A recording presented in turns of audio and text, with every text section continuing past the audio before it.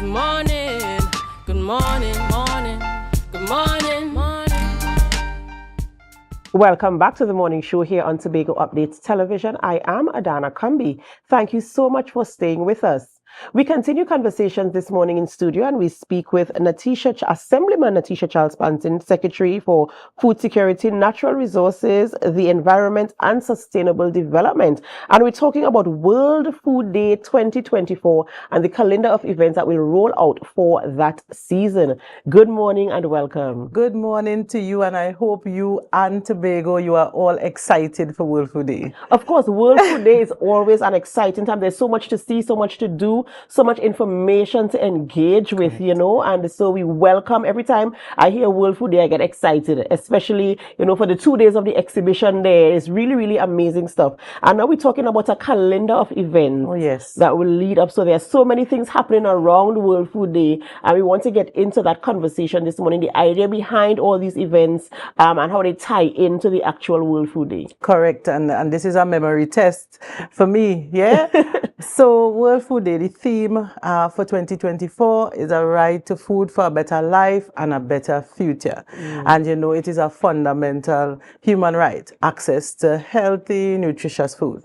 All right. So we at the division, we came up with an entire calendar to try to embrace all the stakeholders. And we will have on October 3rd an open day at the Kendall Farm School. We'll have with the 2-day celebration, which is the 16th and 17th of October. We'll have the 2-day big event that everybody would be looking for at the Shore Park Food Hub. We will have on November 21st, you'll have the Hope Farm Open Day. And on November 24th, we'll have the Lamb Fest. Yes, so we'll have a Lamb Festival at the Shore Park Food Hub. And on November 29th, we will have Women Involved in Natural Resources and Agriculture Expo. And on December 1st, we will have the Chocolate and Mud, first ever chocolate and mud event at the Little Great River Cocoa Experience. So we also would be keeping different seminar series to educate our stakeholders. So we will have a seminar series on water management. Of course, you understand the challenges with climate change and this hot weather that we are experiencing. So we'll have a series on that, on livestock diseases, all those neglected diseases that we've never embraced in the past, right? We're going to have that discussion so that we ensure that our food, what we consume, is healthy. And we'll also do seminar series on bread food production. And you'll have many more because last year we had training for butchers on how to do specialty cuts of meat. Yeah, and you'll see that with the lamb that you're going to have at the Lamb Fest, those specialty cuts, yeah? So we'll have a series of events. And for the youth, we will have a tractor pool caravan. Last year we did that. We went to the schools, let the children become familiar with some of the equipment used in agriculture. So we have a lot in the lineup here. And next week we're going to have the launch of Agri-Technology Summit. So that's a discussion we're going to have because early December we are going to embrace technology in agriculture across the space. And you know, what I like about this is that this is engaging to the entire population. Yes. While the providers of food, like the farmers and all these people, they kind of have a measure of understanding of the importance and the way to produce and stuff like that. The persons who consume, they're now getting an opportunity to understand the process. Correct. For me, I want you to explain to our viewers, why is it important? I just want to go to the supermarket or go wherever and buy a pound of meat, to the market and buy a pound of meat. Yes. Why is it important for me to know how this meat got to the market? I mean, traceability is important for human consumption. You must ensure that you know what you consume is healthy. Yeah, so it's important to know all the I will say post-harvest. You know, when I refer to post-harvest, you more think crops, but every activity that would lead up to the eventual consumption of a particular commodity.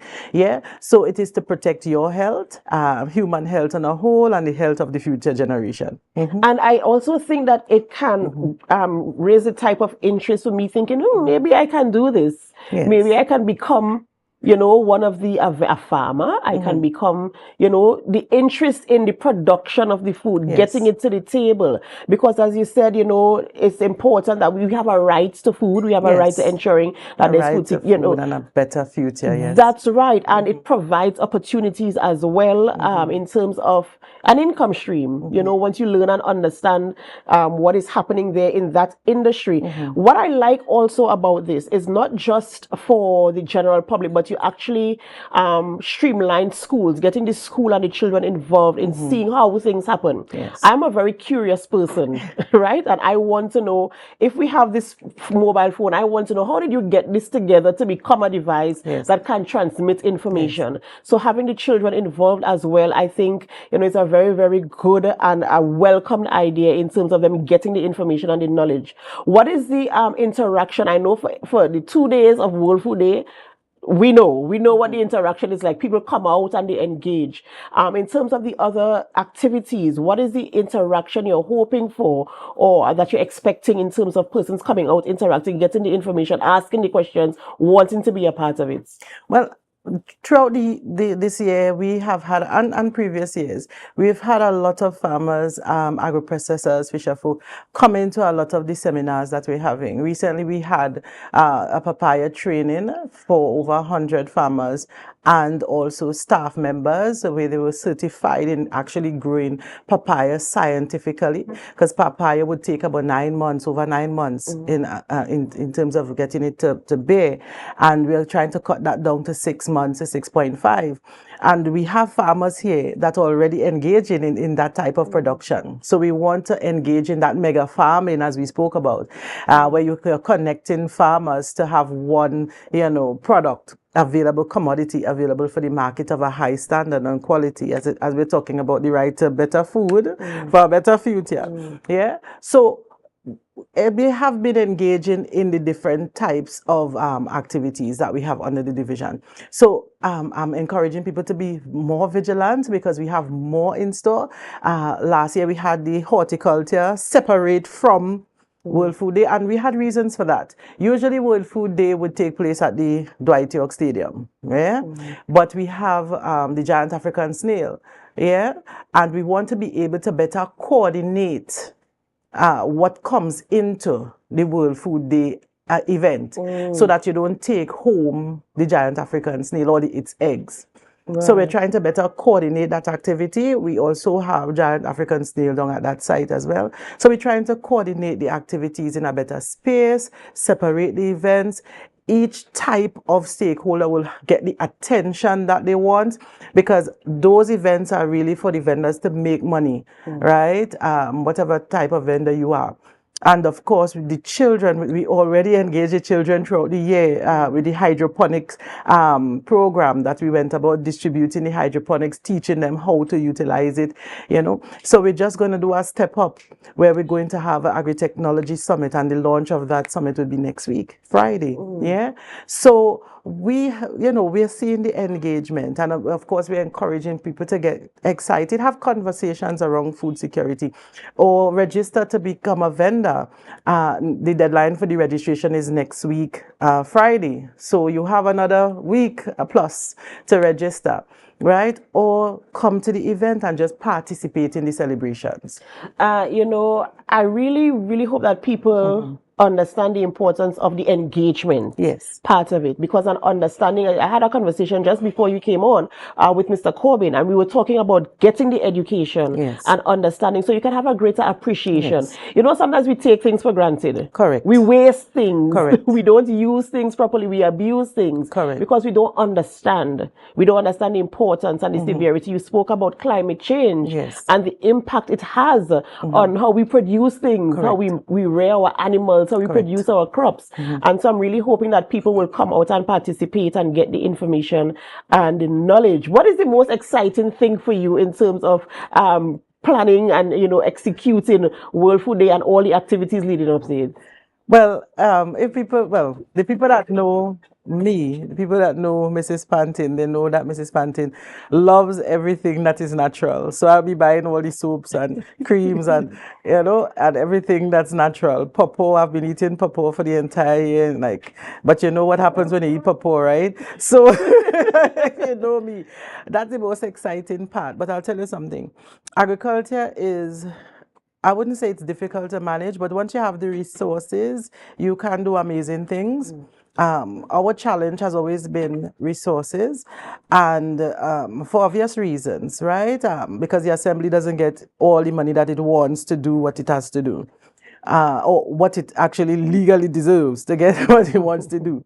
So we are trying to fix up those necessary support systems to ensure that we meet the standards that are necessary, right? So I am asking that people understand that agriculture is not something that you achieve success in one day or 1 week or 1 year, because you have to introduce so many things into the space to ensure that you have not only a lucrative enterprise, those supporting structures to ensure a lucrative enterprise, but to ensure that you meet the standards, the international health standards and other things. So we are trying with the little that we have, and of course we are doing an excellent job, and of course we will get to doing all the things that are there to do once the resources are available. But I'm extremely proud of the officers, all the workers that are participating in this. You have been doing an excellent job. We have been working together as a team. For those that signed on to building this greatest little island on the planet, I like to say in building the greatest little nation. Yeah, I'm extremely proud of you all, and with God, we will continue doing great things. Absolutely, absolutely amazing. And I want to applaud the efforts coming out of your division as well. The amount of things that you do in there with the resources that are available. And I do hope that people really buy in to what the services you provide, especially when it comes to food, man. That's what sustains us, So I'm really hoping that we buy into all the initiatives, the programs, and the support that you lend from your division, so that we can enjoy food. As what's the theme this year is a right to better food for a better future. That's right, and that's what we're aiming for. So in closing, is there anything else you want to share with us? Well, I'll tell you something.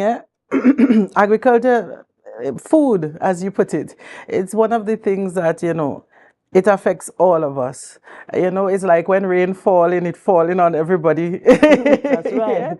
So for me, supporting the sector is extremely important. I actually wish we had more resources, because I could see so many things being rolled out to support stakeholders. But we are going to do some extraordinary things starting next week. I'm extremely excited. I'm excited for the staff involved as well, because they have been busy little bees. Right? But I just want to encourage people to come out and support your own, support your local foods, support each other, because we had so many events recently. You've seen where we have a breakdown in society, where we saw a woman, she was engaging in activities and nobody reported it. And, so it speaks to support. We have to learn to be vigilant like we were in the past, and supportive of each other, because, we have a short time in this life and we want to make it meaningful, right, for all of us. So let's support each other, come out, and make this a wonderful event. Absolutely, absolutely amazing stuff, and I endorse and support the efforts coming out from your division. Ladies and gentlemen, we're speaking with Assemblyman Natisha Charles-Pantin, Secretary of Food Security, Natural Resources, the Environment and Sustainable Development, as we speak about World Food Day 2024, the calendar of events that will be rolled out there for all of us to participate in and to get some knowledge and education where our food security is concerned. All right, we have to go for a short break before we continue conversations in studio. And as we go, we invite you to help us share the live, share the live, share the live. We'll be right back.